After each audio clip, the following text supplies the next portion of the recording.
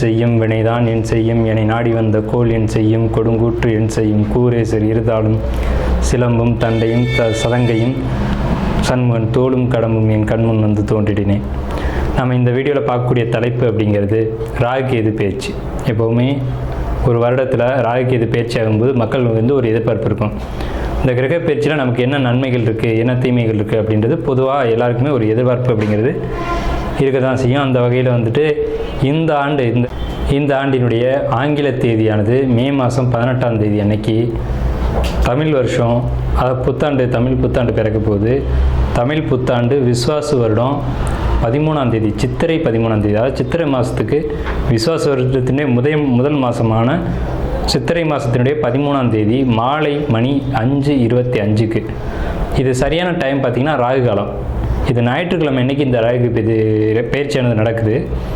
இந்த ஞாயிற்றுக்கிழமை 4 to 6 எப்போவுமே ராகு காலம் அப்படின்ற காலம் பஞ்சாங்கத்தில் குறிக்கப்பட்டிருக்கு. இந்த ராகு காலத்தில் தான் இந்த ராகு பகவான் பயிற்சி ஆகிறார்.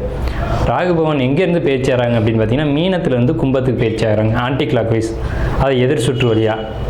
அதே சமயத்தில் கண்ணியில் இருக்கக்கூடிய கேது பகவான் சிம்மத்துக்கு பயிற்சி ஆகிறாங்க. இப்போ இந்த ராகு கேதுக்கள் அப்படின்ற பிளானட் உங்களுக்கு உபய ராசிகள்னு சொல்லக்கூடிய மீனத்திலையும் கண்ணிலையும் இவ்வளோ ஆண்டு காலம் இருந்துட்டு, இந்த 13 மாதங்கள் இருந்துட்டு பயிற்சி சிற ராசிகள்னு சொல்லக்கூடிய கும்பத்துக்கும் சிம்மத்துக்கும் பயிற்சி ஆகிறாங்க. இந்த ராகுகேது பயிற்சி எப்போவுமே 180 பாகை.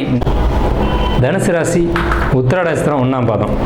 இவங்களை பொறுத்த வரைக்கும் தாய் தந்தை இவங்களுடைய உறவு நிலைகளில் கவனமாக இருக்கணும்.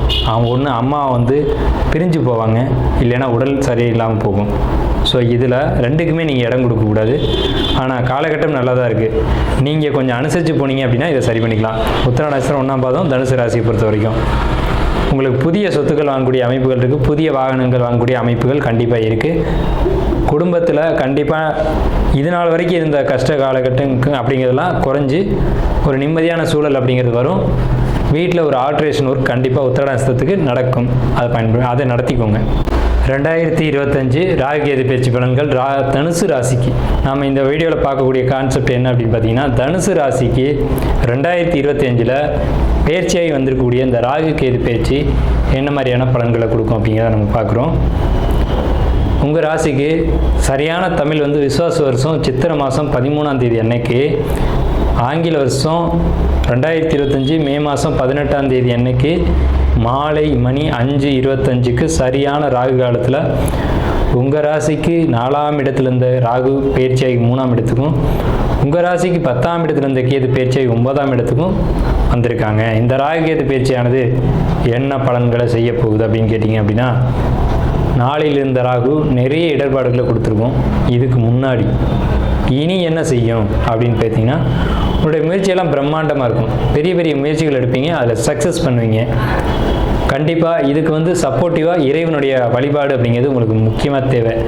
எப்போதுமே பொதுவாக தனுசு ராசிக்காரங்க இறை வழிபாட்டில் அதிகமாக ஈடுபட மாட்டாங்க. ஆனால் பாரம்பரியத்தை கட்டி காப்பாற்றுவாங்க. எப்போல்லாம் தனுசு ராசி கோயிலுக்குன்னு போகுதோ அப்போல்லாம் பிரம்மாண்ட ஒரு வளர்ச்சியை பார்க்கும். ஏன்னா ஆலயங்களுக்கான ராசி தனுசு ராசி, கோயில் அப்படின்னாலே தனுசு தான். ஸோ அப்படிப்பட்ட ராசியில் பிறந்த உங்களுக்கு இந்த 18 மாத காலகட்டம் உங்களுக்கு பொற்காலம் தான் அப்படிங்கிறதுல மாற்றுக்கிறதுக்கு இடமில்ல.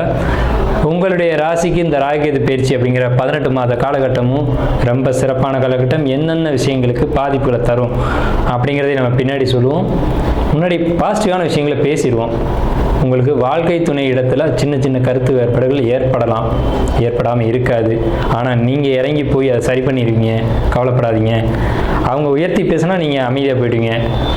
அதாவது இது எப்படி இருக்குது அப்படின்னா, அவள் அடிக்க நான் வாங்க அவள் அடிக்க அப்படின்ற கதை தான் இது. அப்போ நீ திருப்பி அடிக்கவே இல்லையானா திருப்பி அடிக்கவே மாட்டீங்க. ஏன்னா தனுசு ராசி அப்படிங்கிறது உன்னத ராசி அப்படின்னு பேர். உண்மை, அதாவது மற்றவங்க எப்படி வேணாலும் இருக்கட்டும், நம்மளை சரியாக வச்சுக்கிறோமா அப்படின்றத கரெக்டாக பண்ணுவீங்க. ஏன்னா உங்கள் ராசிக்கு 7 குரு இந்த ராகுகேது பயிற்சி காலகட்டத்தில் அவங்களுடைய கை ஓங்கும், வாழ்க்கைத்தினுடைய கை ஓங்கும். ஆனால் நீங்கள் அமைதியாக இருந்து அந்த பிரச்சனையை சரி செய்வீங்க. அப்படிப்பட்ட ஒரு சத்குணம் நிறைந்த உங்களுக்கு இந்த 18 மாதமும் சிறப்பாக இருக்குது, டவுட் இல்லை. என்ன வகையிலெல்லாம் யோகம், தந்தை வழியில் சின்ன சின்ன இடர்பாடுகளை கொடுக்கும். அதே நேரத்தில் தாய் வழியில் இது நாள் வரைக்கும் இருந்த கஷ்டங்கள் சரியாகும்.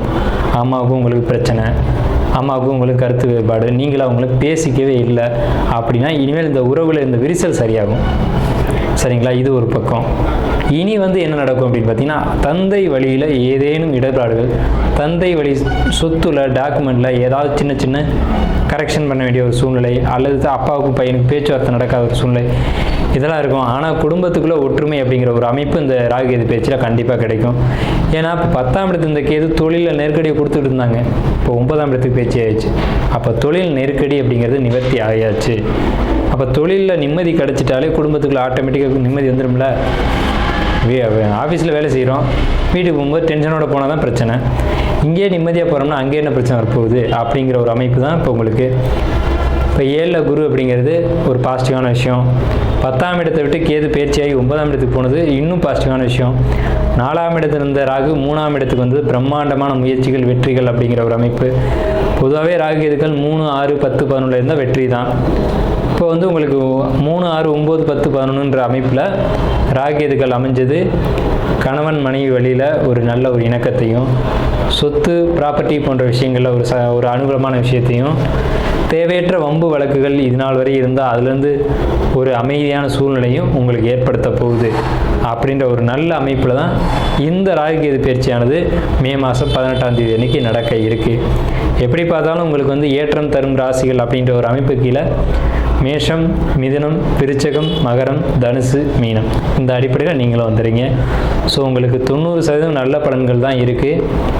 வீடு, வண்டி, வாகனம், சொத்து சேர்க்கக்கூடிய அமைப்புகள் உண்டு. வீடு பழுது செய்யக்கூடிய அமைப்புகள் உண்டு. வீட்டில் ஏதாவது வாஸ்து குறைகள் இருந்துச்சு அப்படின்னா அதை கரெக்ஷன் பண்ணுவீங்க.